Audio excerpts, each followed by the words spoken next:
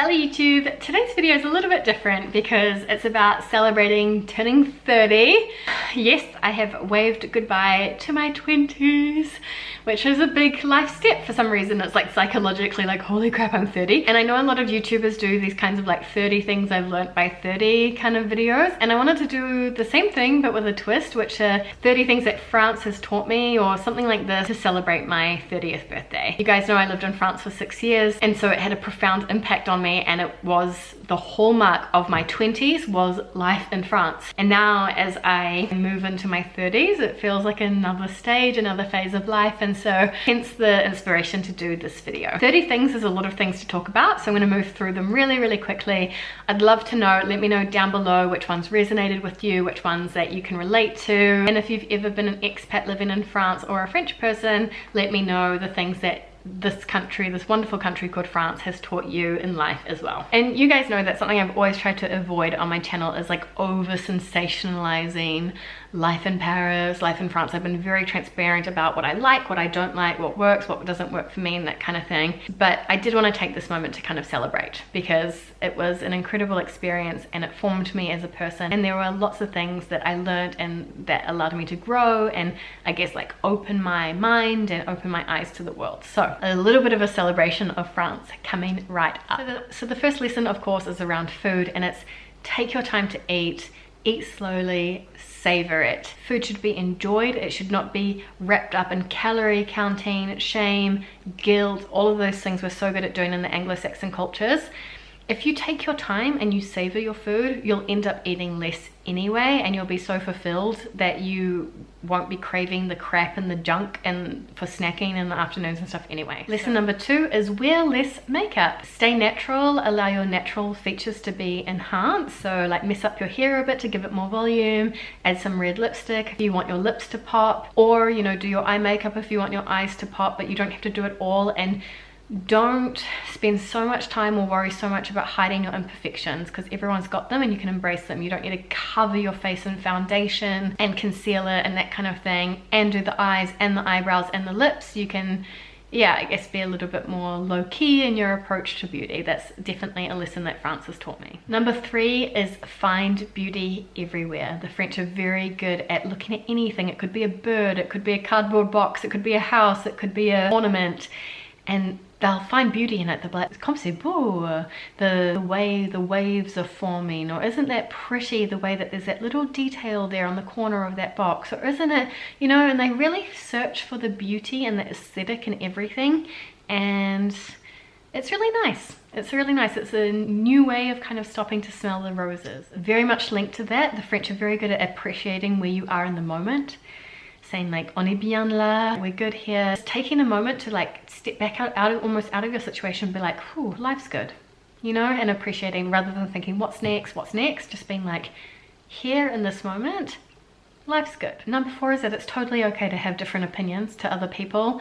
You can debate, you can converse, you can like, you shouldn't be scared to share your opinion, your ideas and that kind of thing, as long as there's always the respect there. So you can always respect that other people have a different viewpoint to yours, and it's not going to upset you. You're not going to take it personally, and you're not going to hate that person. They're entitled to their opinion and you're entitled to yours, and you don't take it personally. That's quite a cool life skill as well that I picked up in France. Number 5, eating at home is better than eating out, and when you're eating, you should always be at a proper table, sitting up, not slouched on the couch in front of your TV. Number 6 is that it is important to care about politics and things that are happening in your country. I didn't before moving to France at all. I mean, I always knew what I stood for, but I wasn't really interested in politics and really following in great detail.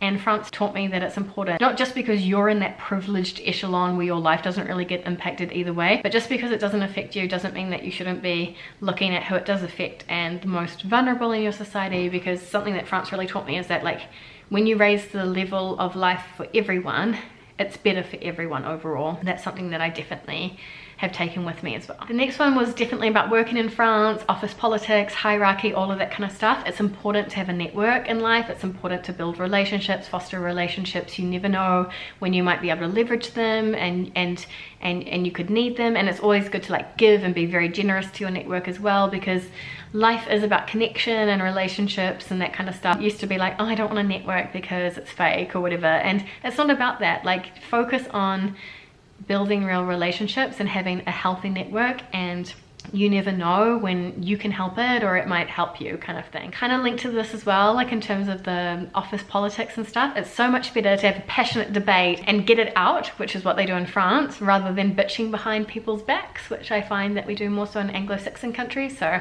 yeah, that's also another life lesson. Number 9 is that cheese, bread and cured meats absolutely counts as an entire meal. That's totally fine.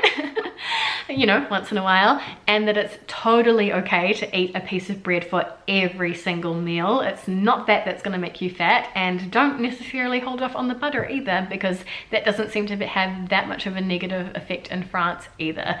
It's more our portion sizes and our snacking and our junk food that's a problem than that kind of stuff. So enjoy your bread. Number 10 is that cultural stereotypes about people are often unfounded and just not true, or if they are true, try to understand more about why, because it can be a great learning experience, especially around history and culture and that kind of thing. And I would always recommend for you to try and look further than the surface level. That's what I try and do now. Like, are the French rude, or are they just really reserved and polite because that's their way of showing respect? Are the French complainers, or do they view everything with a critical eye and in a sort of eternal search for excellence and beauty and, you know, the critical eye of the philosopher or the scientist? You know, it will change your mindset on the way you see things when you search first to understand. Number 11 is about food again, but I just learned so many food rules over there. You can eat anything you want in moderation, as long as it balances out in the end. So you'll have a nice healthy meal, maybe some meat and some vegetables and that kind of stuff, followed by a cake.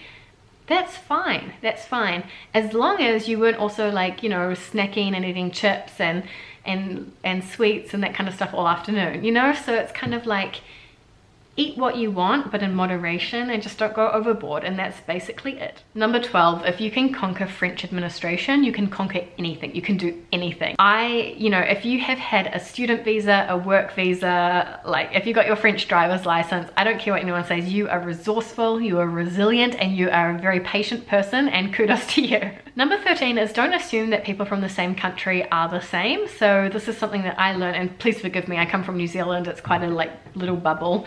But France and French people aren't all the same. Every region is so diverse. They even had different languages. They've got their own traditions. They've got their own food, like regional dishes. They've got their own cheeses, wines, that kind of thing.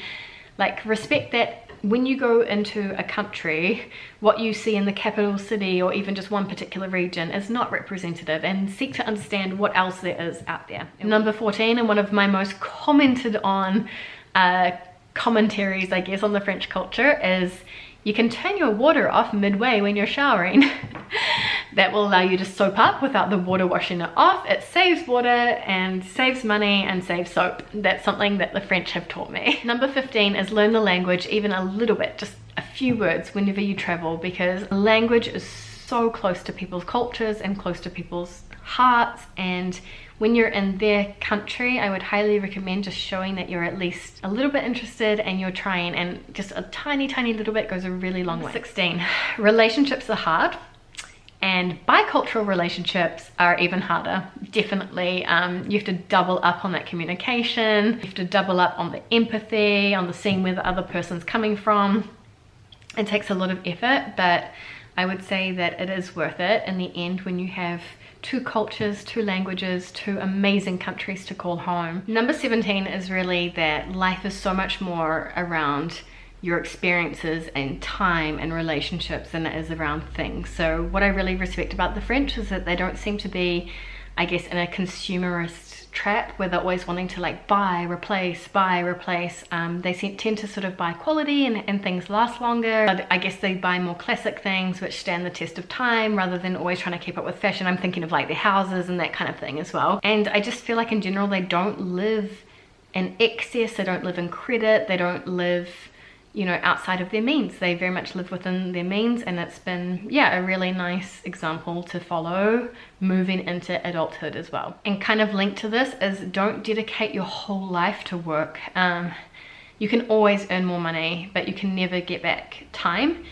And I think most French people would rather earn a little bit less as they do and have more vacation time and more benefits and healthcare and all those kinds of things that are really important in life than have more money and be working extremely long hours. And I have to agree. Number 19, again, it's quite linked to what I was saying before in the French philosophy, but now I would much rather pay more taxes to have everyone have access to healthcare, to education, and that basic important things in life were free than, you know, so as to raise the standard of society as a whole. Like, just because you can afford coats and footwear for your kids doesn't mean that you should want to send them to school where they'll have friends that don't have coats and footwear because their parents can't afford it. I'm just so much more around protecting society's most vulnerable now than I was before.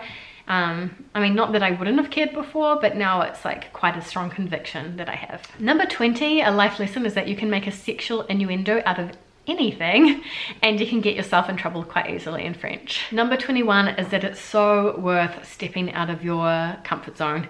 My God, it's so scary. You're gonna embarrass yourself and you're gonna be really bad at some stuff. And some stuff is going to be really overwhelming, but I've just grown so much as a person. I've matured so quickly. I just feel like I'm a better person for having lived in France and tried something new and meeting new people and learning a new language. It was scary at the time, but it was so worth it. Number 22 is kind of a reminder for native English speakers: celebrate accents, because if someone has one, it means that they speak at least one other language and probably one more language than you do. So number 23 is that some people are peaches and some people are coconuts, and peaches are like fuzzy and warm and everything on the outside. Think Americans, think positivity and warmth and like welcoming and that kind of stuff. And some people are coconuts, like the French, and they've got a harder outer shell and you have to like work through it to get to the gooey insides of the coconut, and it's okay. We're all different, and some people take more time and some people are a little bit more distant or reserved or polite or formal or whatever you want to call it, and it takes a while to get to where you want to get to. And it's just a nice way to approach life so that I don't misinterpret some people's behavior. Number 24 is like, stop spending, I mean for me, because it's not a passion or a hobby, stop spending so much time going to the gym. You don't need to go to the gym 6 hours a week, you know. If you just integrate more fitness into your days like Parisians do, like you work for kilometers per day, you know, carry your groceries, your heavy groceries all the way back to your house and all that kind of stuff. You can spend way more time enjoying life, in my case, rather than forcing myself to go to the gym. Number 25 is to be curious, ask lots of questions, try and seek general knowledge, trying to improve my general knowledge like the French do. It's like, oh, how does that work? How does that work? How does that work? I get asked so many questions, and they're always trying to seek facts and general knowledge about things that they don't know so much about, and I think that's just awesome. Number 26, French people hate waste, and they're very conscious of wasting. They're allergic to wasting food, wasting money, whatever it might be. And so it's really changed the way I do some things in life. So for example, serving a meal, now I, you know, would serve it on the table and each person can take the portions as to like how they're feeling, if they're hungry, not hungry, whatever. I used to just like serve food the Anglo-Saxon way, like fill up a plate and just put it on the table. And now people can like start with small portions and then go back for more if they need more, and that's kind of like the French way. Just little things like that I've switched up, I guess. Number 27 is don't forget your manners. It was a good reminder going to France that you should say bonjour, you should say hello to people. When you go into the lift, when you go into the doctor's surgery, when you cross people in a shop, you should say hello, you should say thank you, you should say goodbye. I mean, yeah, it was just a nice reminder. Number 28 is get your teeth cleaned every 6 months. And I know we all know that we should do that, but how many of us actually do it? Thanks to the French healthcare systems, I made that a habit, and even though it will cost me more to do so in New Zealand, I hope to continue doing that. Number 29 is that cheese is best unpasteurized. And number 30 is that learning a language takes guts and it takes time, and it's so much harder than anyone makes it out to be. They're like, oh, 6 weeks you'll be fluent. No, it doesn't work like that, and that's okay. Like, kudos to you if you're learning a new language, and keep going, and it is worth it, and it's so rewarding, and it's such a great thing to do for your brain, for relationships in your life, for you, for your development. You have to be willing to embarrass yourself. You have to make mistakes. I was so shy, and I put off like speaking for ages and ages and ages because I was so scared of making a mistake. It's just not worth it. Enjoy it and make those mistakes, and it will make you learn even faster. So I hope that you guys enjoyed this way to celebrate my 30th birthday, and otherwise I will see you guys next time on the Not Even French channel. A bientôt!